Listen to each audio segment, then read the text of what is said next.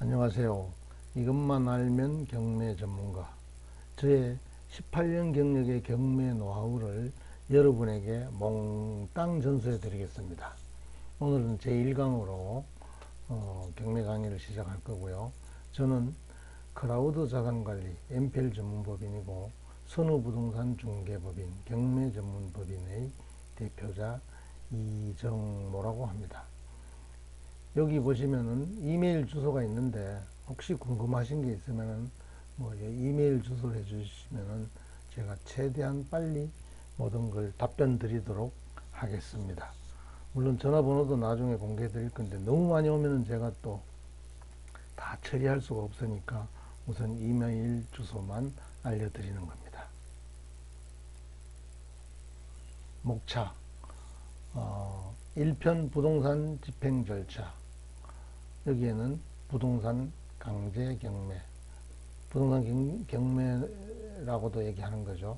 그리고 처음 들어보신 분도 계실 텐데 부동산 강제 관리라는 게 있는데 요거는 간단하게만 설명드리겠습니다. 참고로만 하시라고.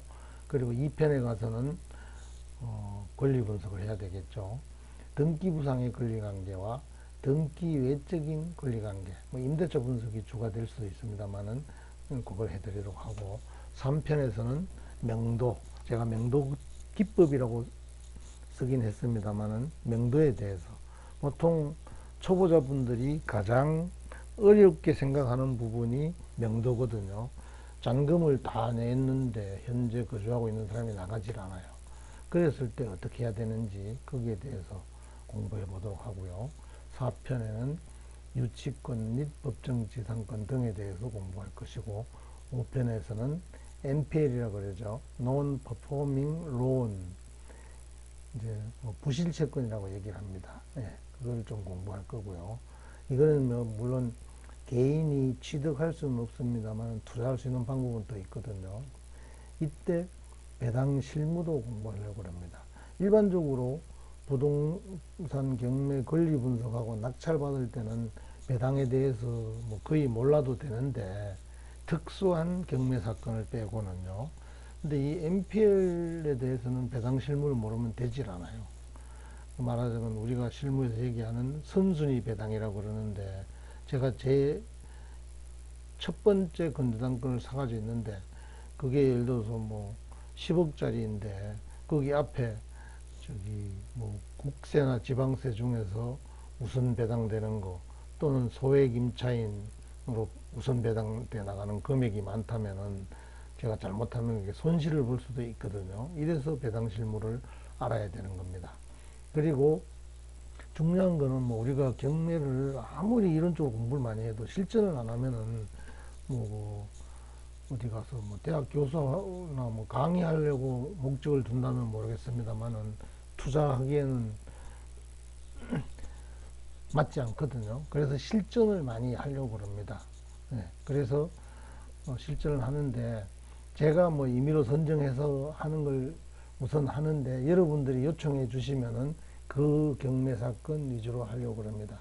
이런 거는 과거 지난 것도 특별한 경우에는 자료로 삼을 만할 때는 해드리겠습니다만은 앞으로 진행되는 거 위주로 1, 2주일 앞으로 또는 한 달 이내로 경매 진행되는 사건 위주로 해드리게 될 거고요. 그리고 이론 공부 하지만 이론 공부 사실은 머릿속에 안 들을 수도 있어요. 그럼 할 수 있는 방법이 뭐냐면 실전 사례거든. 그렇기 때문에 저는 매일 매 1강 강의 끝날 때마다 한 개 이상의 실전 권리 분석 강의를 하려고 합니다. 이것도 여러분이 요청해 주시면은 요청해 주시는 그 경매 사건 위주로 할 겁니다. 그렇지 않을 때는 제가 임의로 선정을 해서 실전 권리 분석 바로 그냥 입찰할 수 있도록 하는 거죠. 예, 그걸 하게 될 건데, 물론 처음에는 좀 단순한 거 위주로 하고 나중에는 좀 복잡한 걸 하게 되겠죠. 자, 1편 부동산 강제 집행. 1장 부동산 강제 집행 그러면은 부동산 강제 관리가 있다고 말씀드렸고, 부동산 강제 경매. 부동산 경매는 강제 경매이기 때문에 그냥 부동산 경매라 그러셔도 마찬가지입니다. 부동산 강제 관리가 뭔가 이것만 한 줄만 딱 보고서 그냥 다음으로 넘어가는 걸 하겠습니다. 부동산 경매는 부동산을 매각하는 데 반해서 부동산 강제 관리는 부동산을 매각하지 않고 그 수익금으로 채권에 충당하는 겁니다. 예를 들어 제가 뭐 저기 몇백억 하는 골프장에 돈 받을 게 몇 억이 있다고 생각해 보면은 굳이 그거 저기 큰 몇백억짜리를 경매를 넣을 필요가 없겠죠. 거기서 골프장 운영하는 수익금이 나오니까 그 수익금에서 제 채권을 충당해도 되거든요. 이럴 때 뭐 법원에 신청하는 겁니다만은 부동산 강제관리 신청을 하면은 법원은 압류해주고 경매 개시 결정이죠.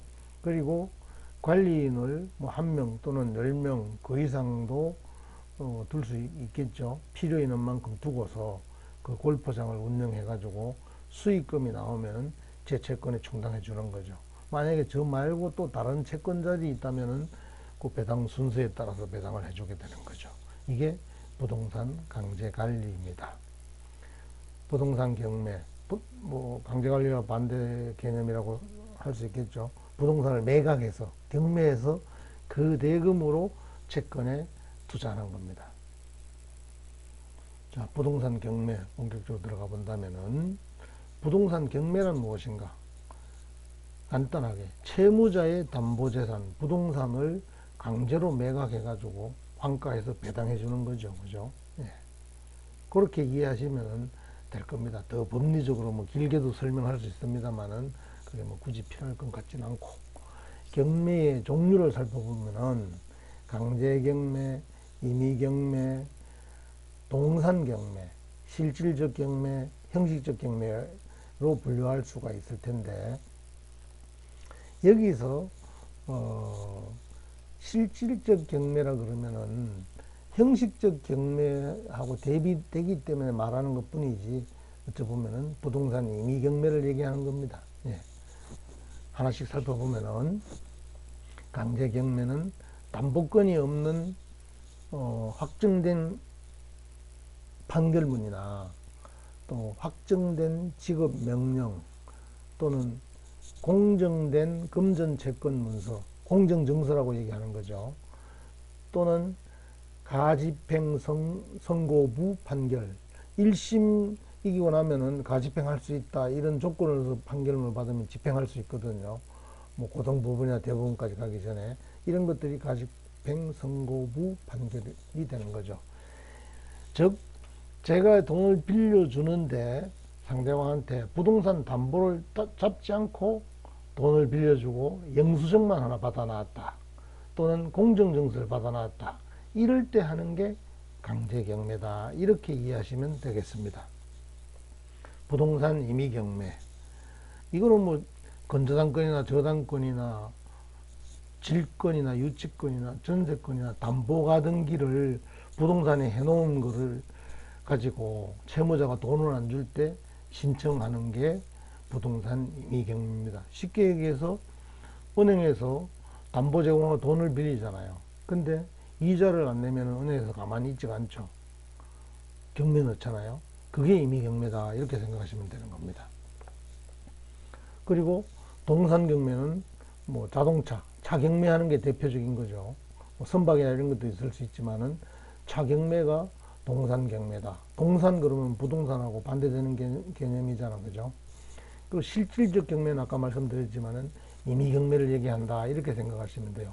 매각 부동산상의 채권자에게 금전 채권의 실질적 만족을 주기 위해서 하는 경매. 이게 이제 임의경매도 그런 케이스니까, 실질적 경매라는 용어를 쓰는 거는 형식적 경매 때문이에요. 요즘에 이렇게 보시면은 경매 정보지 같은데 형식적 경매라는 말이 나옵니다. 거기 보면은 특징인 게 강제 경매나 임의 경매는 청구 채권이 뭐 1억, 10억, 1억 500 이런 식으로 금액이 큽니다. 그런데 형식적 경매의 청구 채권은 0원 또는 10원으로 보통 표시가 돼요. 10원 빌려주고 경매 당할 리가 없잖아요. 그죠? 돈 안 빌리는데 경매 당할 리도 없고. 이건 어떤 경우냐면은 공유부동산을 이제 여러 사람이 부동산 한 개를 공동으로 갖고 있어. 지분을 갖고 있는 거죠. 그거를 현금화 시켜가지고 나누는 걸 얘기하는 거예요, 쉽게 해서. 그 대표적인 케이스가 상속받은 부동산. 그러니까 아버지가 살아 계시면서 부동산을 갖고 있었는데 연로하셔서 돌아가셨어요. 그러면은 엄마나 자식이 4명 있다 그러면 자식 4명, 5명한테 그 상속이 되잖아요. 그죠? 근데 그 부동산을 어머니하고 자식 한두 명은 그냥 임대료 받아가지고 어머니 생활비 하셨으면 좋겠어요. 근데 자식 중에 한두 명이 너무 경제적으로 곤란해. 이게 팔자 그래도 그 팔면 돈 다 없어지니까 반대하는 사람이 있고 이럴 거 아니겠어요? 그럴 때 그 중에 한 사람이 경매를 신청하는 건데, 이게 전국 채권은 뭐 실제로 빚이 서로 주고받은 게 없으니까 0원 또는 10원으로 해서 하는 거죠. 그렇게 나오는 게 형식적 경매입니다. 그러면 이제 그게 낙찰이 되고 잔금이 들어오면은 일반 저것처럼 똑같이 배당이 되는 거죠. 그 지분만큼, 지분 비율만큼 배당이 되는 거죠. 형식적 경매. 그리고 경매 용어, 요거는 뭐 머릿속에 다 넣진 않더라도 이렇게 한 번 정도 들어두시면은 다음에 경매 진행될 때 또 이렇게 생각이 나고 이럴 거니까 그걸 대비해서 말씀을 드리면은 매각기일.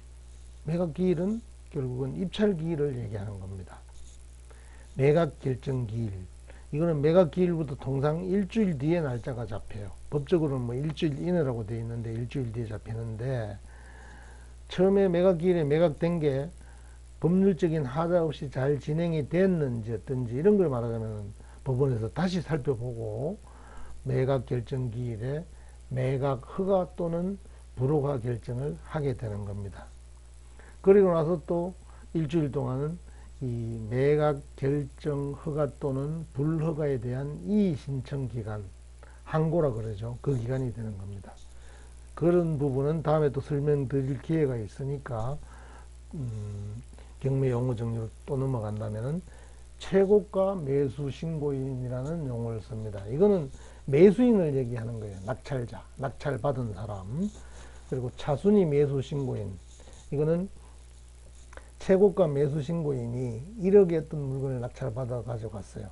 근데 차순위 매수 신고인은 그 금액이 최고가 매수인이 1억에 했다면 9천만 원 이상 입찰 서류에 쓴 사람 중에서 최고가 차순위 매수 신고를 하게 되는데, 그 특정 경매 사건이 진행되는 동안에 차순위 매수 신고를 해야 됩니다.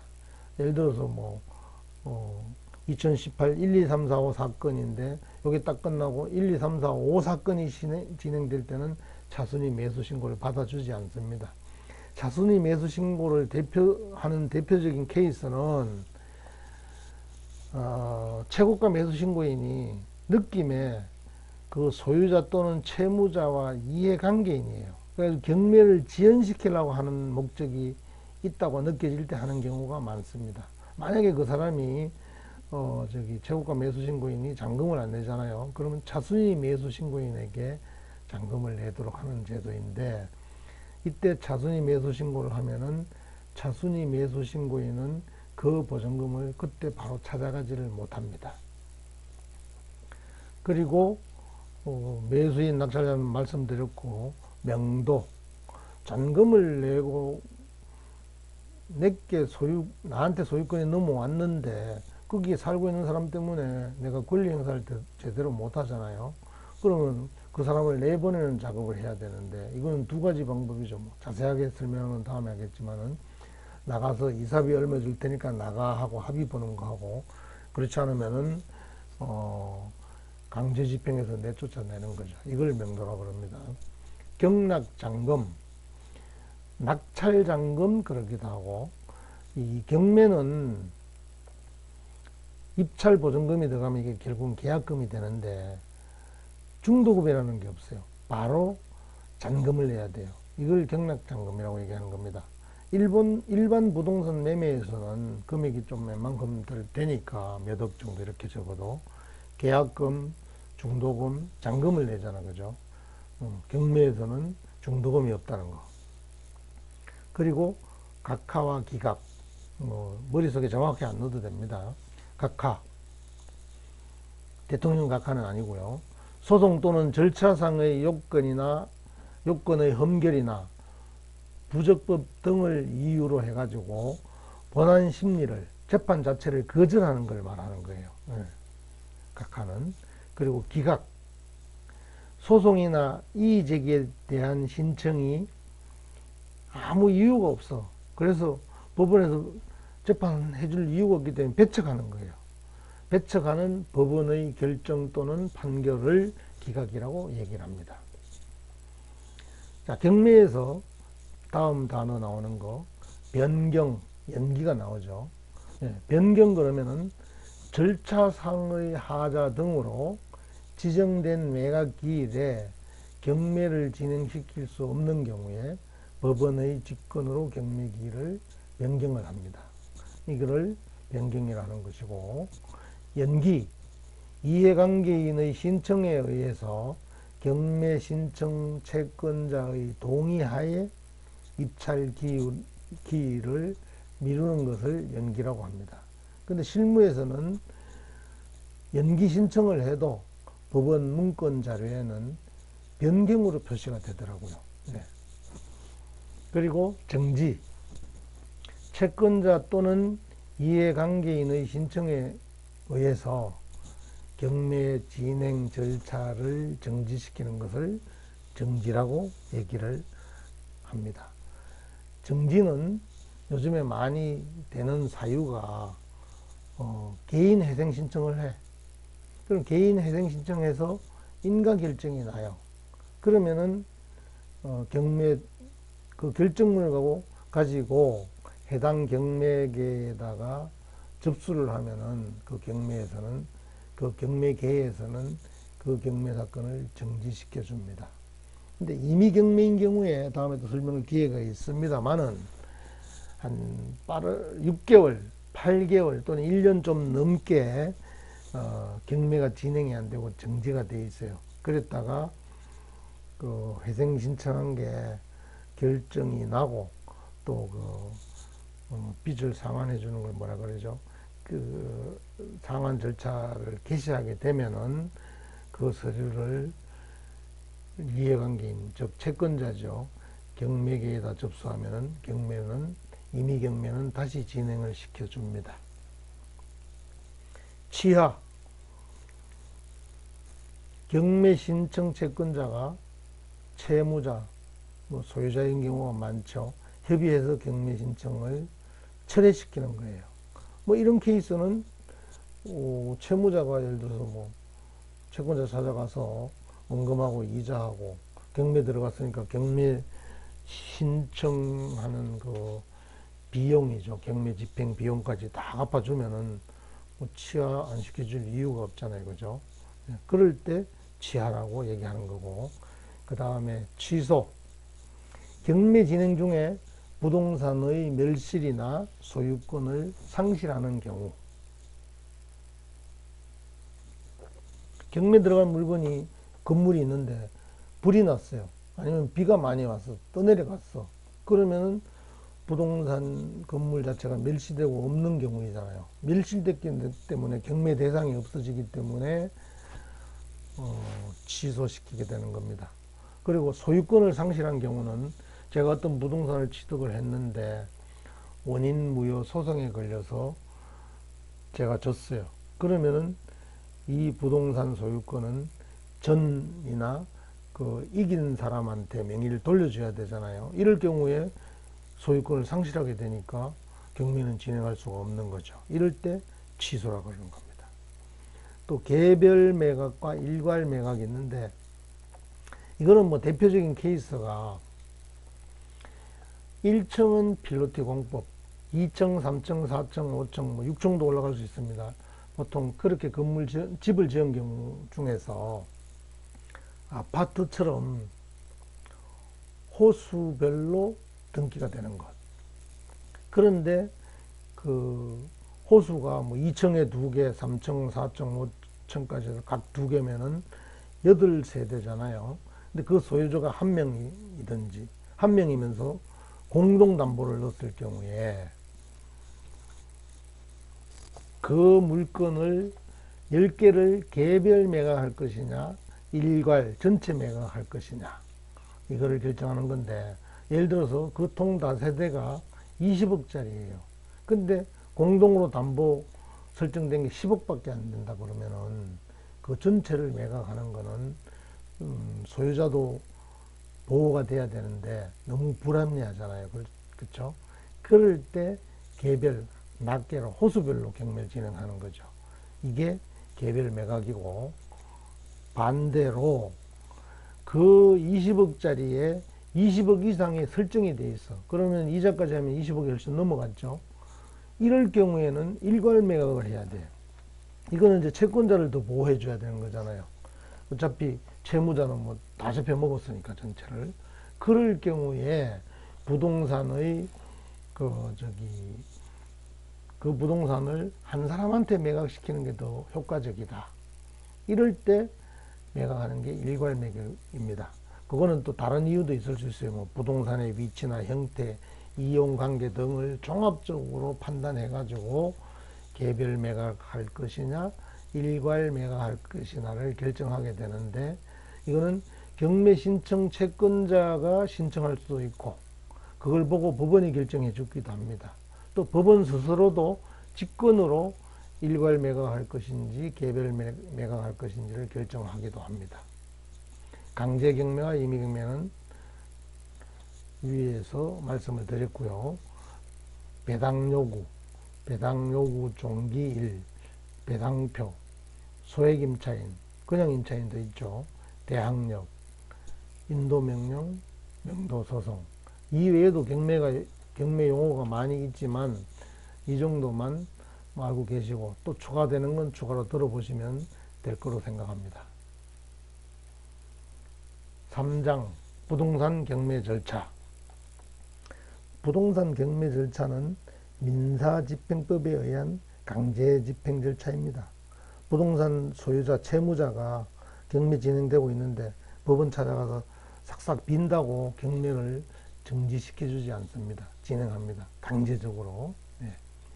그 절차를 간략하게 우선 보고 그 다음을 또 본다면은, 경매 절차는 채권자의 경매 신청으로 집행법원이 민사집행법에 근거하여 압류하고, 경매 개시 결정 등기가 되는 거죠. 압류하면은 매각, 현금화하여 가지고 이것을 배당하는 강제집행 절차입니다. 이런 식으로 경매 절차가 진행된다, 이런 얘기죠. 통설로 사법상의 매매라고 얘기를 합니다. 경매를. 그리고 판례도 사법상의 매매라고 된 판례가 있습니다.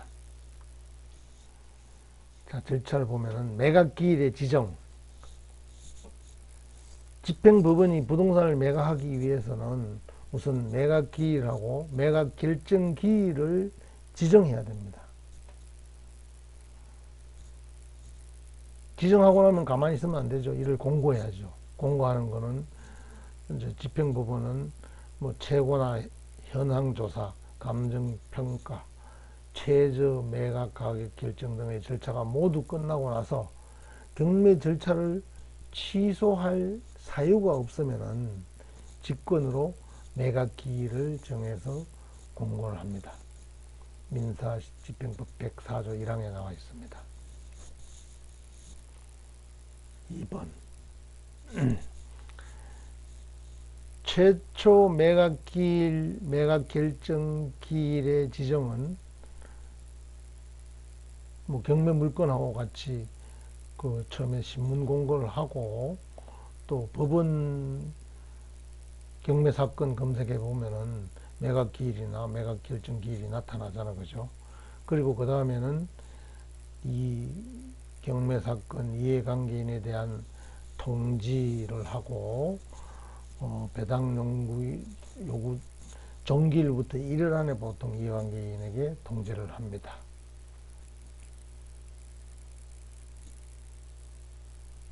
배당 요구의 종기 결정 및 공고는 경매 개시 결정에 따른 압류의 효력 발생일로부터 일주일 이내에 해야 한다고 되어 있고, 이거는 법원에서 하는 거기 때문에 이렇게 한다는 것은 대략 그냥 한 번만 들으시면 될 것 같네요. 보통은 경매 개시 결정과 동시에 내부적으로는 미리 배당 요구 종기를 결정해 놓고 압류의 효력이 발생한 뒤에 즉시 배당 요구 종기를 공고하고 고지하고 채권 신고의 최고를 이해관계인들에게 함께 하게 되는데, 배당 요구 종기와 최초의 매각기일과의 사이에 시간적 간격이 크지 않도록 할 필요가 있으므로 현황 조사 보고서와 감정평가서는 적어도 배당 요구 종기일 이전에 충분히 법원에 도착하도록 해야 합니다. 2. 매각기일의 변경이나 취소 등. 매각기일의 변경이나 취소는 일반적으로 직권에 의해서 하는 경우가 있고 당사자의 신청에 의해서 하는 경우가 있습니다. 직권에 의한 경우는 법원은 특히 경매 절차 과정에 위법한 점이 발견되거나 불가피한 사정이 발생하여 매각기일에 도저히 경매를 실시할 수 없을 경우 매각기일을 변경하거나 취소해서 적법한 경매 절차가 이루어지도록 해야 하기 때문에 이럴 때는 법원 직권으로 경매를 취소하거나 변경을 하게 됩니다. 이거를 직권에 의한 경우라고 얘기하는 것이고, 당사자의 신청에 의해서도 할 수가 있는데, 이해관계인은 기일 지정이나 변경 신청권이 없으므로 이해관계인 간의 합의가 이루어졌더라도 법원은 이에 구속되지 않는데, 다만 실무에서는 경매 신청 채권자의 동의를 얻거나 경매 신청 채권자가 연기 신청한 경우에 1회 그 연기 기간을 2개월 이내로 정해서 2번 정도까지는 허용해 주고 있습니다. 반가로 3번 매각 결정기일. 법원은 직권으로 매각기일과 매각결정기일을 정해서 공고해야 됩니다. 민사집행법 109조 1항에 나와 있습니다. 이때 매각결정기일에 출석한 이해관계인의 진술을 듣고, 출석 안 했으면 뭐 진술 들을 필요도 없는 거지만요, 매각 절차의 적법 여부를 심사해서 최고가 매각 허가를 하든지 또는 불허가 결정을 선고해야 합니다. 이후 일주일간은 매각 허가 또는 불허가에 대한 이의 신청 기간, 즉 항고 기간이죠. 예. 이때 이의가 없으면 잔금 납부 기일을 약 30일 뒤로 정하여서 최고가 매수인에게 잔금을 납부하라는 통지를 송달하게 됩니다. 만약 이때 최고가 매수신고인이 그 납부 기일까지 잔금을 납부하지 않는다면 그 다음 날부터는 연 15%의 이율에 의한 연체이자가 계산이 들어갑니다. 그렇게 했는데도 불구하고 계속 돈을 납부하지 아니할 경우에 약 2개월 뒤에 법원은 재경매 매각기일을 잡게 됩니다. 재매각 3일 전까지 그 사건 최고가 매수 신고인이 잔금을 납입하지 아니하면은 입찰보증금 10%는 몰치됩니다. 이건 배당재단으로 편입되어서 이 사건이 다른 사람이 낙찰을 받아가고 잔금 냈을 때 그 배당금에 합해져서 배당을 해주게 됩니다. 그래서 경매 사건 중에 보면은 보통은 법원에서 공고 내용 보면 입찰 보증금이 20% 또는 30%, 이건 법원마다 조금씩 차이가 있습니다. 가 입찰 보증이라고 정해서 공고하는 게 있습니다. 재매각, 재입찰 사건이죠. 이런 것들이 조금 전에 말씀드린 대로 보증금 10%를 몰취당한 사건이다, 이렇게 보시면 되는 거죠.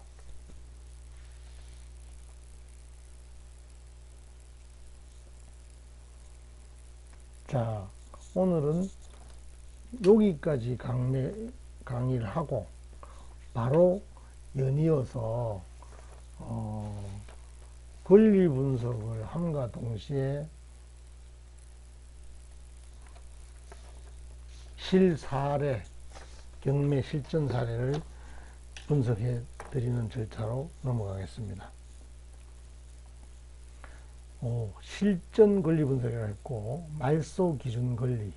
말소 기준 권리라는 것은 원래 그 법적인 용어는 아닙니다. 그러나 이론을 공부하든지 권리 분석을 할 때는 말소 기준 권리,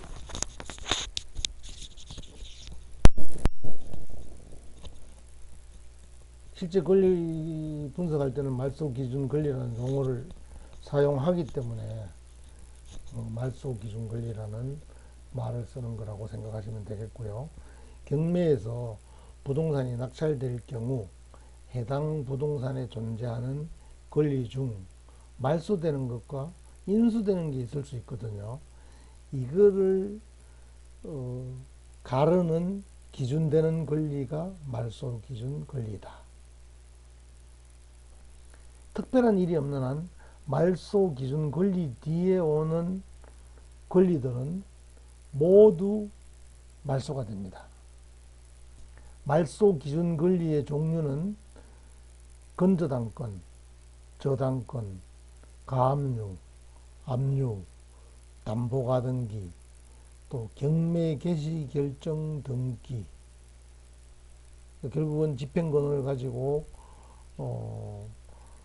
채권자가 경매 신청해서 등기되는 게 경매 개시 결정 등기라고 하는데, 이것도 말소 기준 권리가 될 수 있습니다. 근데 5번은 조금 주의 깊게 보셔야 되는데, 전세권은 말소 기준 권리가 되기도 하고 안 될 때도 있습니다. 건물 전부에 설정되어 있으면서 배당 요구를 하거나 경매 신청을 한 전세권은 말소 기준 권리가 된다, 이런 얘기입니다.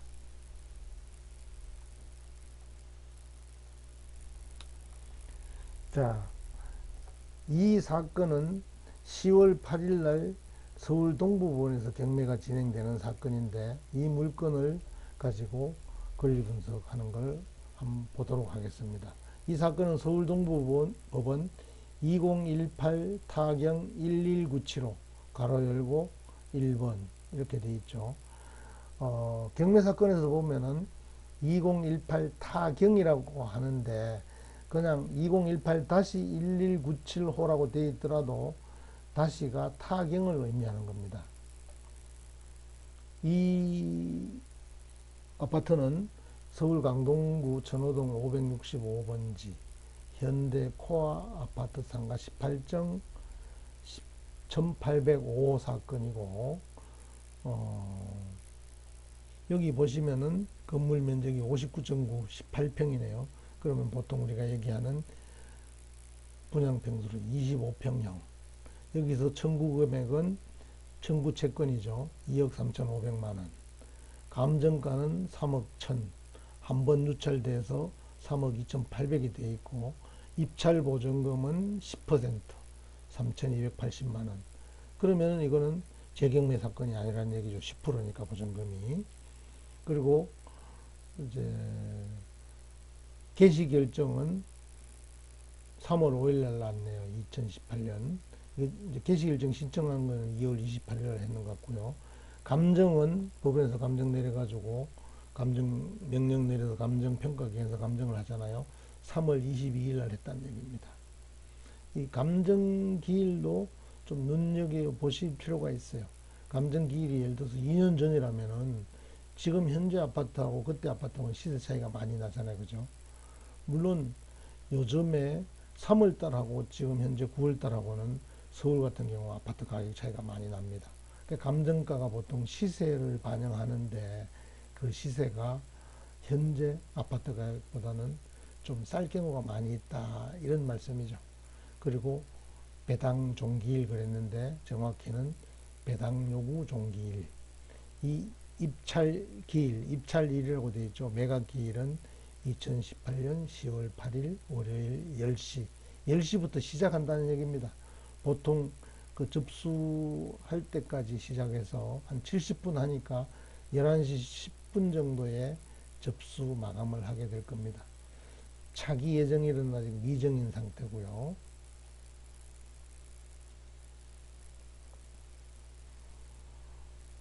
자, 여기 보시면은 뭐 여기서 저 같은 경우는 얼른 눈에 띄는 건 아까 감정가하고 10월 8일 날 되면서 최저 경매가는 3억 2,800이라는 걸 알고 있었기 때문에 조사된 임차 내역 없음 이렇게 돼 있는데도 요건 아마 법원 임차권 조사해서 그랬을 것 같아요.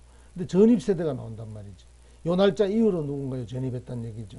그러나 여기서는 그 뭐 소액 임차인 보증금 때문에 낙찰에 영향이 있는 사건은 아닌 것 같아서 그냥 참고로만 보시고, 이 사건은 임차권 등기한 구땡땡 씨가 경매 신청한 사건입니다. 이게 보면은 전입은 2012년 9월 21일이고 확정일자는 2012년 9월 6일로 되어 있네요. 그러면은 아까 말씀드린 대로 말소 기준 권리는 뭐냐 이거지. 등기부 등본에 된 뭐 압류나 강제 경매나, 여긴 전부 압류밖에 안 보이네, 앞 페이지는요. 그럼 가장 빠른 게 파주 세무서니까 파주 세무서 이게 말소 기준 권리가 되는 거죠. 뒤로 한번 넘어가서 보겠습니다. 자, 다음으로 연이어서 또 동대문 세무서에서 2018년 3월 9일 날 압류했고, 국민건강보험에서 2018년 3월 13일. 순서대로 날짜가 정리되어 있으니까 뭐 날짜가 자꾸 뒤로 늦어지는 거죠. 그리고 서울특별시에서 2018년 5월 2일 날 압류를 했네요. 이걸 이제 권리 분석 해보면은, 원래 권리 분석할 때는 이 권리관계에 있는 사람들을, 여기 보시면 등기 확정이라고 되어 있는데 확정일 이걸 날짜 순서대로 적으면 돼요, 사실은. 그런데 여기서는 그 임차권이 2012년 9월 6일인데도 압류 4개 다음에 쓰여져 있어요. 그 이유는 뭐냐면은 여기에 보면 제목이 예상배당표잖아요.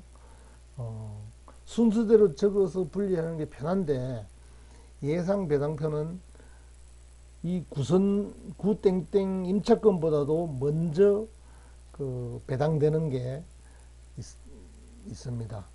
국세 우선, 지방세 우선, 뭐 이런 말이 있거든요. 물론 국세라고 모든 게 다 최우선적으로 배당되는 건 아닙니다. 근데 지금 파주세무서의 일부 금액, 여기에 부동산 가격이 뭐 감정가 4억 천짜리니까 그렇게 많은 건 아닐 것 같다는 생각이 들어요. 많으면 몇십만 원 아니면은 뭐 1, 200만 원이겠죠. 이게 전부 다 해봐야. 이렇게 압류내건. 이게 우선 배당이 되기 때문에 여기 임차권은 다음 순서로 돼 있고, 그 다음에 이 날짜보다 늦은, 우선 변제가 안 되고 날짜도 늦은 것들은 이 뒤에 이렇게 되는 겁니다.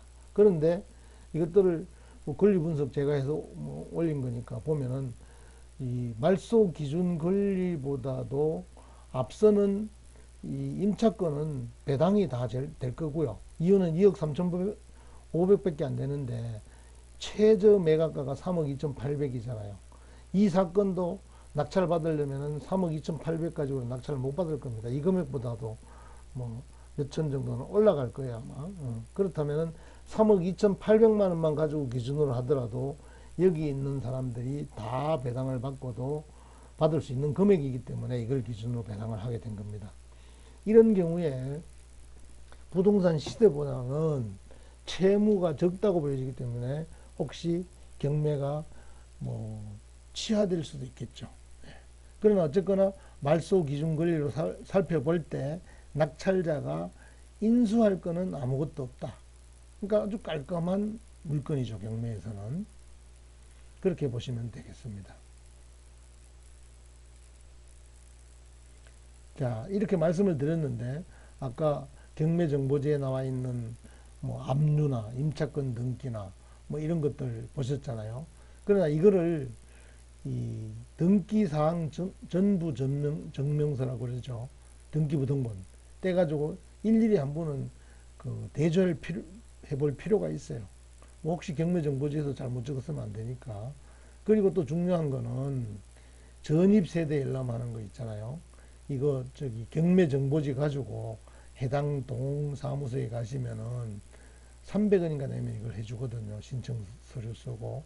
이거를 꼭 해보시기 바랍니다. 근데 이거 할 때 중요한 거는 신청 주소를 해가지고 여기 같은 경우는 천호대로 1095, 1805 이렇게 되어 있지 않습니까? 이게 도로명 주소죠. 근데 동 주소가 있어요. 이게 천호동 565번지였었나? 거기에 1805도 열람을 해 보시기 바랍니다. 두 개 다. 그렇게 해서 여기 전입자가 있는지 없는지 보셔야 되겠지. 아까 여기 보면은 2018년 3월 19일 서땡땡씨라고 있는데 경매정보지에도 나와 있는데 이건 후순위이기 때문에 낙찰자가 인수하지 않아도 되는 그런 권리이기 때문에 신경 쓸 필요는 없습니다. 이 사건에서는. 그리고 중요한 거는 이제 동부지방법원에서 경매기일 일주일 전에 통상 매각 물건 명세서라든지 아까 법원 비치서류라고 말씀드렸죠. 현황조사 보고서, 감정평가서 등을 비치해 놓는데 그걸 한 번 정도는 열람해 보고 들어가시길 바랍니다. 경매기일이 한 번 잡히고 나면은 그 다음에는 인터넷상에서는 뭐 경매정보지 정보를 제공해 주는 회사나 이런 데서 매각물건 명세서 같은 걸 볼 수가 있습니다. 여기 보면은 건물 전부에 대해서 임차권자라고 되어 있고 2억 3,500. 뭐 확정일자는 두 분 받았네요. 정액해가지고 2억 3,500이 다 포함되는데 2014년 9월 15일 정액한 것도 다시 확정일자를 받았어요. 이거 안 받으면 안 되거든요. 그래서 2억 3,500이 다 배당이 돼 가는 걸로 분석이 되었었습니다. 그리고는 이제 부동산의 현황 및 점유관계 조사라고 되어 있는데 현황 보고서라고 얘기하는 거죠. 이것도 또 빛이 되어 있는 건데 이것도 꼭 한번 보셔야 돼요.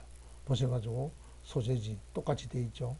그리고 여기 보면은 출장 조사 나가서 부재적으로 만날 수 없었다. 아파트 관리인 이병학에게 문의한 바 현재 호수는 비어 있는 것으로 알고 있다고 한다. 이런 거는 참고 자료가 되니까 꼭 한번 보셔야 됩니다.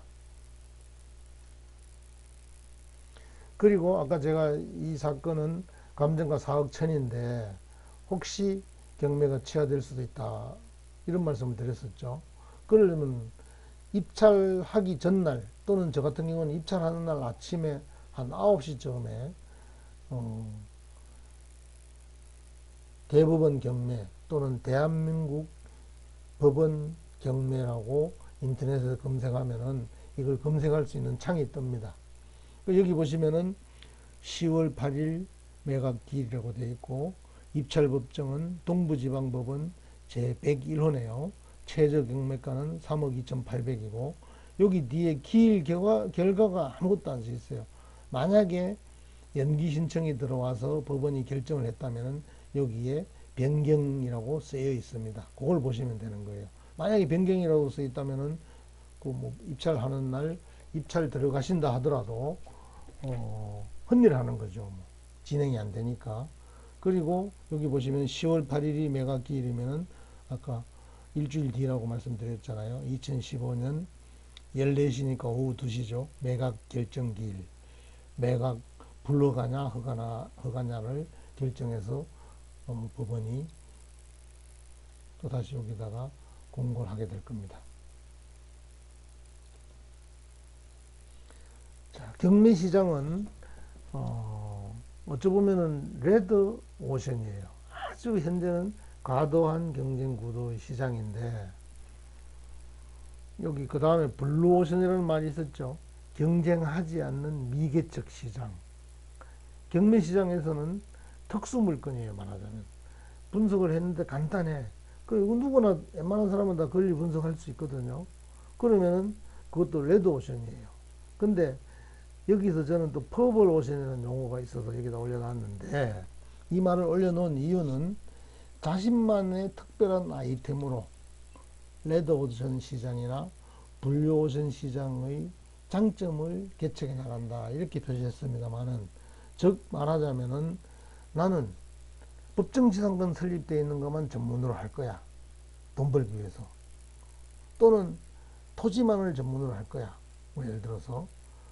이런 거를 전문으로 하면은 돈을 벌 수 있고, 이거를 저는 경매시장에서도 퍼블 오션이라는 용어로 표현하고 싶었기 때문에 이런 말을 써놓은 겁니다. 지금까지 이정모였습니다. 여러분 감사합니다. 질문 및 답변, 질문해 주시면 답변해 드리겠다는 말씀이죠. 여기 이메일 주소 초기 화면에도 있었죠. 그리고 전화번호까지 올려놨습니다. 궁금한 사항이 있으시면 언제든지 질문해 주시면 최대한 빠른 시간 내에 답변을 드리도록 하겠습니다. 거듭 감사드립니다.